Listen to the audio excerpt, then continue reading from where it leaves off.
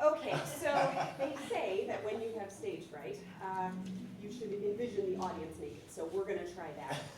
Okay, here we go. No. No. Underwear. Underwear might be sufficient. They say that too. That'll be fine. We'll try that. Whew, no. Okay, they also say that you can look at the space above people's heads. So I can still see your eyes. Okay. I hate this. No, seriously, like, why do you think I called this breathing through the stage fright? Because I enjoy talking in front of people? Or were you, like, thinking that this was some, like, cute CF-related pun that had something to do with, public speaking? Oh, you did? Right. Okay, well, since I basically botched the intro, why don't I just tell you who I am? My name is Heather Ashley. I am the author of the Realm Riders Fantasy series, owner of a publishing company I established in 2012 called HB Inc. LLC, and a 37-and-a-half-year-old CF patient at the DMC clinic. And tonight, I am honored to be here to celebrate you. Yes, all of you. Mostly because it takes some of the focus off of me. See, that's how I want to handle this evening. When Dr. Zubin Makadam and Deb Driscoll asked me to speak here tonight, they didn't really give me a lot to go on. Zubin just said, talk about you. And I went, oh great, because that's like my least favorite thing to do. I don't mind talking about my experiences or my impressions of the world around me or the people in my life, but like the topic of me is very boring without any of these juxtapositions. So upon further prodding, because that was not enough for me, I got the impression that they wanted me to talk about my successes, because that would give you, in the trenches with us CFers, sort of hope that your CFers could do the same thing. They could have these wonderful experiences, and they can. But when they gave me carte blanche, I decided I didn't just want to talk about my experiences. I wanted to talk about, really, the importance that having you in our lives makes for us. It's not just about overcoming our difficulties. It's about having the care and the assistance that you all provide to give us the strength to overcome them. I've received endless encouragement and support from my beloved family, friends, and caretakers, professional caregivers, and it is only with their love and devotion that I have had any real success in my life. They are much like all of you, the selfless support systems devoted to the lucky CFers in your lives. So this talk really is dedicated to and a celebration of all of you. But it's also a reconnaissance mission. Never been allowed at a family night event before because CF patients are banned from their own community events. So I just kind of wanted to see what you guys were up to when you come here. I was hoping for a secret handshake. Not that I can participate. As a matter of fact, I kind of expected them to outfit me with a broomstick so I could stay 6 feet apart from everyone here. Yes, no, the movie? If you don't know what I'm talking about, write it down, Google it later, 6 feet apart, excellent film. The puns are not going to stop, by the way. I want to say the opposite, but I promised my mother I wouldn't lie. And that's why I became a fiction writer. But not just any old fiction writer. When I wrote my maid of honor speech for my best friend's wedding, I notified her guests right at the bat that they might as well get comfy because I'm an epic fantasy writer. My books range from 500 to 700 pages on average. They asked me to do something slightly shorter for this evening. But that's not in my wheelhouse, so I made no promises. Because I told my mother, and I promised my mother. Actually, I've already lied this evening. Sorry, Mom. My first thought when Dr. Zubin asked me to speak was not, I don't like talking about me. That was my second thought. My first thought was actually, not on your life, I detest public speaking, which came out as, I'd love to. Public speaking gives me all the heebie-jeebies of entering a haunted house, dry mouth, which I'm suffering from now, crawling skin, cold sweats, and shakes. It's why I don't write in the horror genre. That, and I can barely say the word horror without embarrassing myself. But it's funny because I can't seem to get away from public speaking gigs or the dry mouth that accompanies them. Let me explain.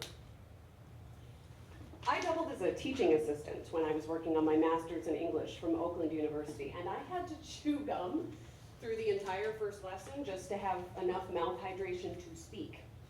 And then, of course, my choice was to go on and teach professional communication at Oakland Community College for a while, which involved a lot more than just pushing that advanced slide button on the pop culture themed grammar PowerPoints that I put together.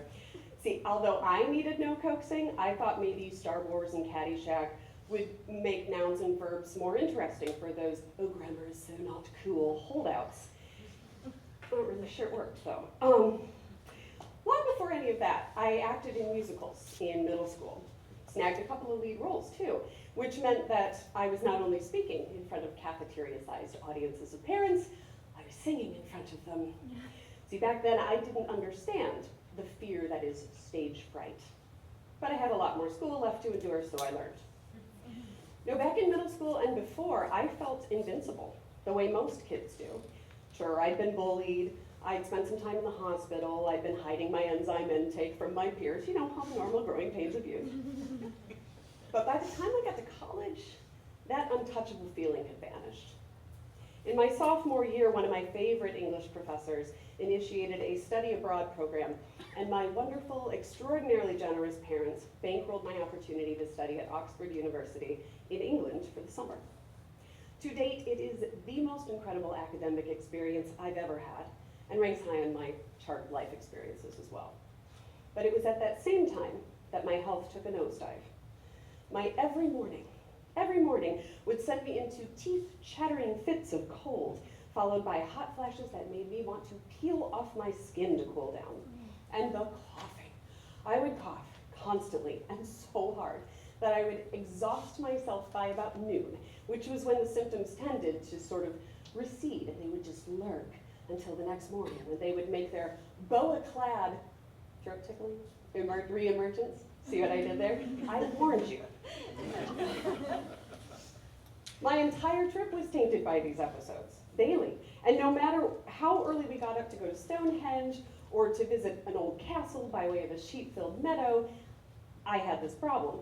And we traversed those sheep-filled meadows pretty carefully because we only had the 1 or 2 pairs of shoes we brought to England. I'd be walking through these historic sites, shivering or sweating and making a racket. I will never forget how angry I made one couple sitting in front of me at Romeo and Juliet as I proceeded to cough through the entire matinee. I should have stepped outside, but I adore Shakespeare and I had to write a paper on that performance.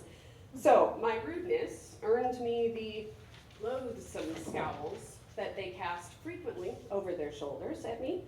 They had no idea how bad I felt. And that's despite the repeatedly whispered apologies I tried to convey. I'm sure they despise me to this day when they think back on it, and I don't blame them. Upon my return, Dr. Dana Kistner, Dr. Zubin's predecessor, prescribed high doses of ibuprofen to stave off the exhausting daily cycle, and now, almost 20 years later, I've recently gotten off of that NSAID because Dr. Zubin said, and I am only partially misquoting him here, that I am getting too old for my body to be able to handle that the way it used to. Side note, if you're looking to feel young and vibrant, even at 37 and a half, don't chat with Dr. Zubin.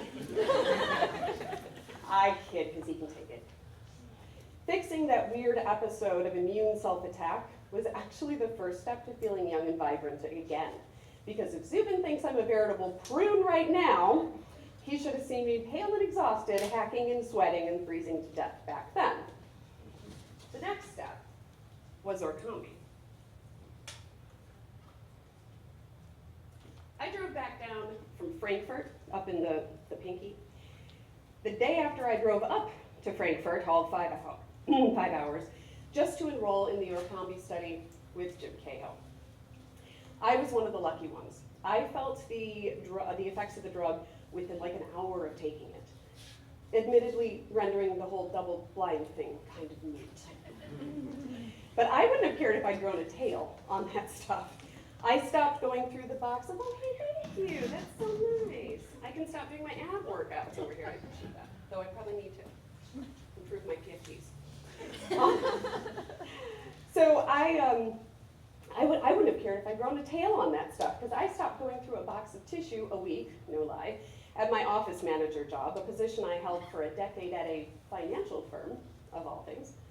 I stopped having to mute phone calls over and over to cough. I stopped having to smuggle water into the movie theater to stop loud coughing attacks that brought back deeply suppressed memories of Romeo and Juliet. With Orkambi, I could breathe. Have you tried this, breathing? It's amazing. Seriously, if you've ever had oxygen at the hospital, you actually kind of already know what I'm talking about. The high it gives you. You feel like you could out-sing Julie Andrews on the Austrian countryside in Sound of Music. Okay, nobody can do that. But I remember looking at Jim and my mother, my eyes just bugging out of my head, and I'm going, this is what it feels like? This is what it feels like when you breathe normally? I was flabbergasted. And I was also a little hurt that no one had told me about this magnificent hobby all these years. I've engaged in the studies for Orkambi and its successors almost nonstop for 10 years now. Not only do I breathe better, I feel less salty, and I digest food more effectively, but the studies have cured my fear of blood draws, which is very handy. And while these newer iterations don't quite mimic the jump in numbers that Orkambi gave me, a jump I chronicled in a video urging the regulators to approve the commercial release of the drug, they have maintained and, in less dramatic ways, continued to improve my lung function and overall health. I went from blowing in 40s on my PFTs to blowing mid-50s even when I'm sick. It is miraculous.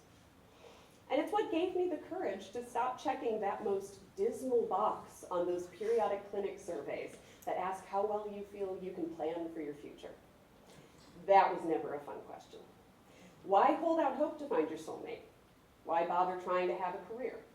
Why invest in a Roth IRA and plan for retirement? Do you have Roth IRAs? Talk to your advisors, folks. Why expect to live a long, normal life when you feel so broken, so crummy every day? And I'm going to have to get rid of this next line because our life expectancy is a hell of a lot better than I thought it was. But that was all part of the reason that I began writing. I'd read fantasy books nonstop since I was a kid. I'd walk between the halls and classes, as she said, my nose in a book, running into people, shoulder checking walls, just trying to get in another paragraph, another sentence, another word, before I had to focus on math and economics. I didn't care how the volume of a triangle or inflation affected my life. I wanted to live in the realms of dragons and portal travel and alternate universes and magic. Seemed far more interesting. Yet no one could tell me how to achieve it. Until I finally realized it for myself. If I wanted to create a world to my specifications, one that mimicked all the best parts of those books that I've been consuming for years, but had been deeming inaccessible all that time, I'd have to write it myself. So I did. And if it weren't for my loving family, my support system, and for having cystic fibrosis, I probably wouldn't have done it. I needed the Realm Writers series because it acted as my escape through many hardships. My friends and family provided the support and love that I needed to survive. But writing made all the bad things in my existence just kind of fall away for a while. And while I'm not as sick as some of my peers, I've seen some things. So a respite was frequently welcome. Usually while I medicate, because what else am I going to do tied to all those machines twice a day? I take everything I've ever read, watched, seen, heard, experienced, and endured, and I wrap it all up in the frilly tricks and tropes of the genre I've been studying for decades. If I hadn't experienced those health-centric hardships, or even set aside the time to take my medications, I might not have taken the opportunity to write my dreams into reality. It took me 10 years to get the first book how I wanted it, and finally, I sent it. My child, my love, my darling baby manuscript, off to my beta readers for their praise and adoration for my incredible creation. And they ripped in a new one. And I will never be able to thank them enough. They taught me better ways of implementing what I thought I already understood about writing, and made my series infinitely better for their censure. Now, with practice, I hear many of those critiques ricocheting in my skull, when I'm writing or editing in earlier drafts. And I can avoid some of the pitfalls that I experienced during the early days of prepping An Heir of Realms, the first book in the Realm Writers series, for publication.